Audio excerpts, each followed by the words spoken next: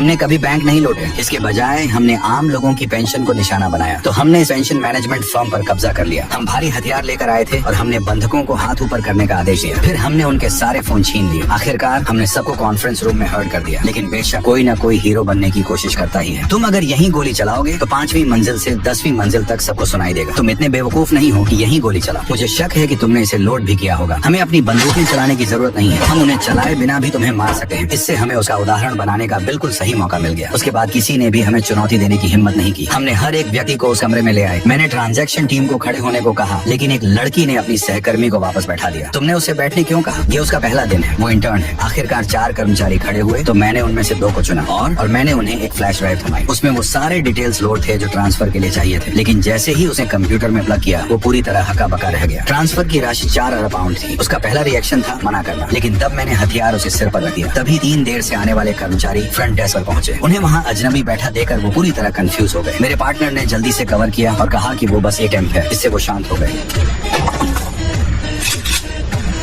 वो आदमी डर से कांप रहा था। आखिरकार उसने ट्रांसफर रिक्वेस्ट पास कर दी, लेकिन अब हमें सीनियर एग्जीक्यूटिव की जरूरत थी जो इसे साइन ऑफ कर सके। तो मैंने सही क्लियरेंस वाले किसी को ढूंढ निकाला और उसे कागजात पर साइन करने के लिए मजबूर किया। ट्रांसफर ऑन ऑर्डर सीधे बैंक चला गया। जैसे ही मैं इंतजार कर रहा था कि पैसे अकाउंट में आए, अचानक एक मेलमैन अंदर आ गया। वो बहुत चटपटा था और मेरे पार्टनर से बातें करने लगा। फिर उस बूढ़े ने नोटिस किया कि ऑफिस सस्पिशियसली खाली है और चुपके से हथियार निकालने को तैयार हो गया। सौभाग्य से उस आदमी को कुछ समझ नहीं आया। बूढ़ा आदमी बस लिफ्ट में चढ़कर चला गया। तभी बैंक से वेरिफिकेशन के लिए कॉल आई, लेकिन वो आदमी अब इतना नर्वस हो चुका था कि एक शब्द भी नहीं बोल पा रहा था। तो उसके बगल वाली लड़की को फोन उठाना पड़ा। हालांकि बैंक को लगा कि उसकी आवाज थोड़ी अलग है, लेकिन उसने जल्दी से खुद को संभाला। लड़की ने उन्हें पूरी तरह कन्विंस कर दिया कि सब ठीक है, लेकिन हमें अभी भी 15 मिनट इंतजार करना था जब तक फंड्स क्लियर होते। हम वहाँ पसीना बहा रहे थे। तभी एक आदमी को भागने का आइडिया आया। उसने चुपके से पर्दे पीछे की। उसने सामने वाली बिल्डिंग की खिड़की में किसी को खड़ा देखा तो वो पागलों की तरह मदद के लिए सिग्नल करने लगा।